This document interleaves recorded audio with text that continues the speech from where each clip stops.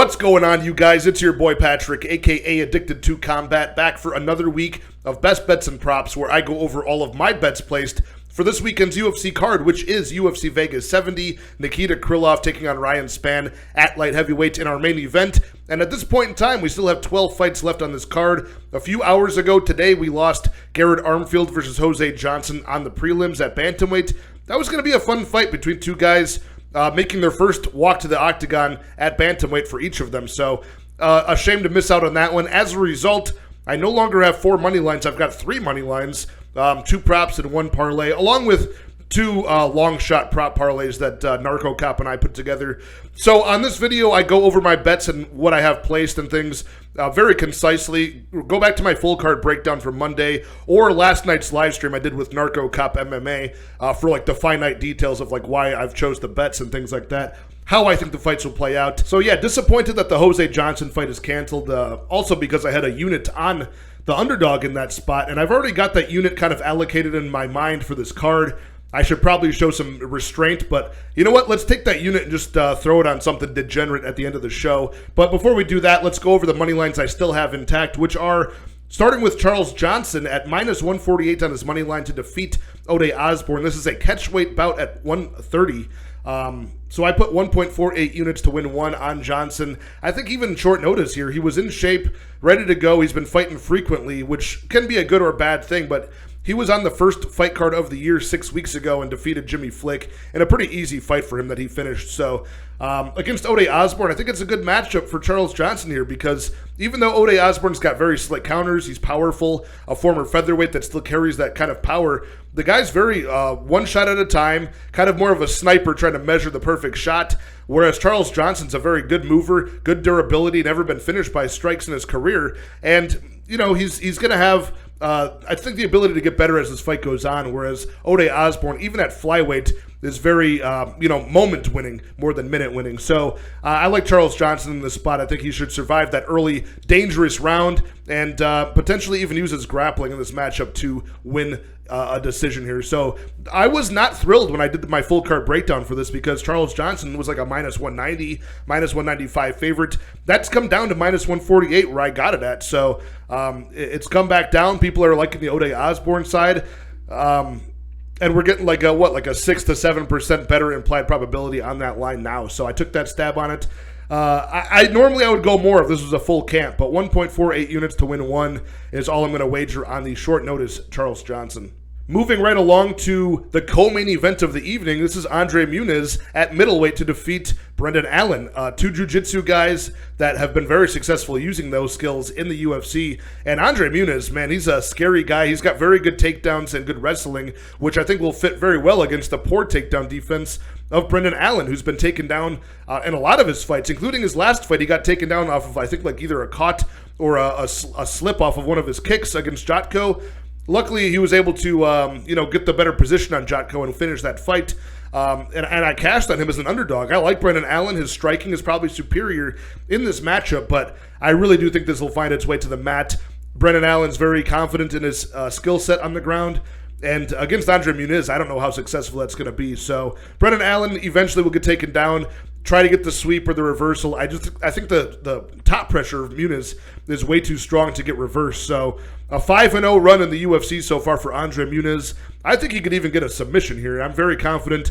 I got that money line at minus 200, and I put 2 units on Andre Muniz to defeat Brendan Allen here. And my final money line on this fight night is Nikita Krylov over Ryan Spann. I'm taking Krylov at minus 170. I put 2 units on him in this bout. I just like the fact that he's not on as much of a timer in this fight as Ryan Spann. Ryan Spann is powerful, athletic, but his technique will fall apart after round 1. We see that happen to him. He does kind of tend to brawl and get into firefights, and it can go one of 2 ways for him. He could get the club and sub submission like he did over Ian Kuntalaba, or he can get club and subbed himself like against Anthony Lionheart Smith recently. So it's a very big gamble on Ryan Spann, but one thing's for sure, this guy rarely makes it out of round 1. So we're going all the way back, I think, until the Sam Alvey fight where he took Alvey to a split decision.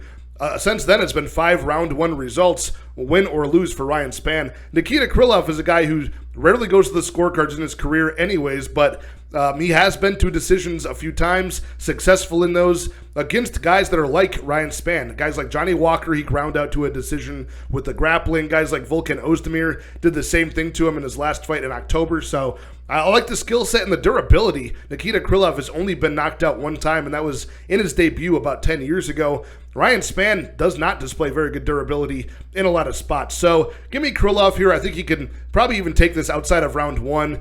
And I do like the under spots as well. I'll be playing those, which I'll move over to in the props. The first prop I have is the Krylov Spann fight does not start round 3 at minus 185. I put half of a unit on that.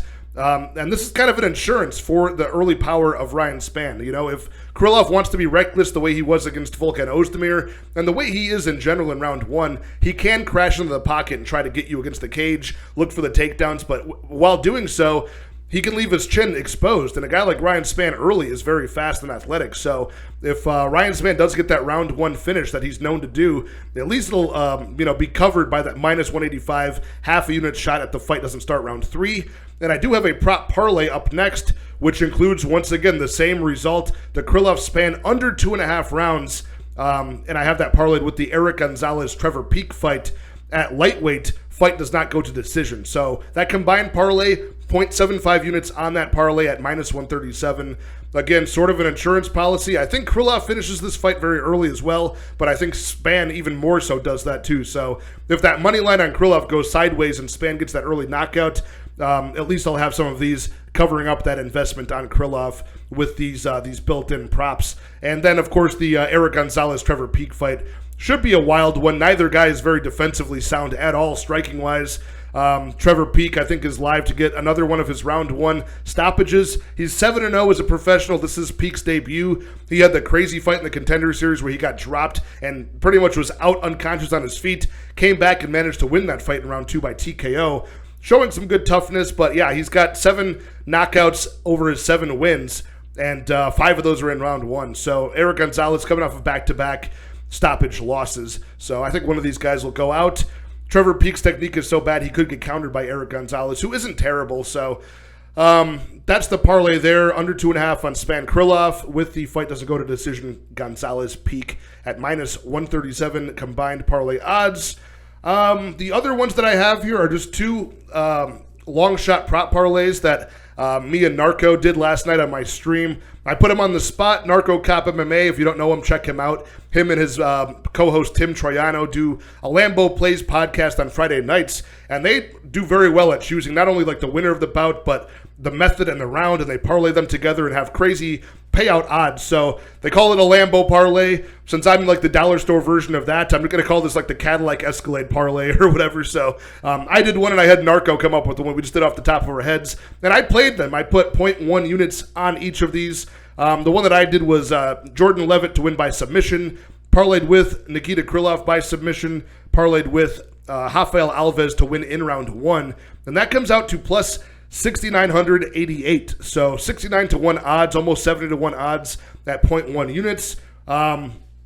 Narco did, off the top of his head, he did Gabriela Fernandez decision, Narulo Aliyev decision, Dontel Mays money line, and Brendan Allen money line. So clearly those are not my picks. That's what Narco cooked up, but that's also a 49 to 1 payout there. It's like plus 4,966. So I just, for the hell of it, I put 0.1 units on both of those in case of that crazy payout. That could be a free either 7 units or 5 units just about. So, oh yeah, and I had that Jose Johnson unit. I was going to do something stupid with that. So let's just parlay something else together. I'm thinking if I do like something I've done in the past is like I'll pair off 2 fight parlays. So like a 2 fight parlay, a 4 fight parlay, a 6 fight parlay. Okay, I'm going to do it this way. Taking that unit that I was going to have on Jose Johnson, I'll make a 2-leg parlay with Joe Selecki and Andre Muniz for a half of a unit. I think that's like minus 145 odds. I'll write it on the screen. Adding on to that, to make a 4-leg parlay, I'll add Tatiana Suarez and Charles Johnson. I'll put a quarter unit on that. And then I think that's like plus 200 odds or so. And then I'll add, make a 6-leg parlay, adding on Gabriela Fernandez and Trevor Peek, another quarter unit, and that'll equal 1 unit. I think the total payout you can get from that, adding it up in my head, I think it's like around 2.5 units or so. If all of them hit, if only 4 of them hit, I think it's maybe like just shy of a unit. So I think we need at least 4 to make profit on that. But yeah, a 2-leg parlay, a 4-leg, a 6-leg. Joe Selecki, Andre Muniz, Tatiana Suarez, Charles Johnson, Gabriela Fernandez, and Trevor Peak. So let's do that. Should probably save that unit for some other time, keep the bankroll, but let's get degenerate with it. Why not? One more fight night until pay-per-view fight week next week. UFC 285, the return of John Jones, taking on Cyril Gane at heavyweight. Should be a fun time, and there's a lot of content next week too, so hit the like, hit the subscribe. I'll have my guy Dale from the Punch List MMA podcast on Tuesday night. I'll have my panel on my channel with Mike, Couch Warrior Podcast, and our 2 guests next week on Wednesday. I'll be on, I think, Lou Bettia's channel on Thursday. So there's a lot of fun content next week. So hit the like, hit the subscribe. Good luck in all your betting action, and I will talk to you guys next time. Cheers.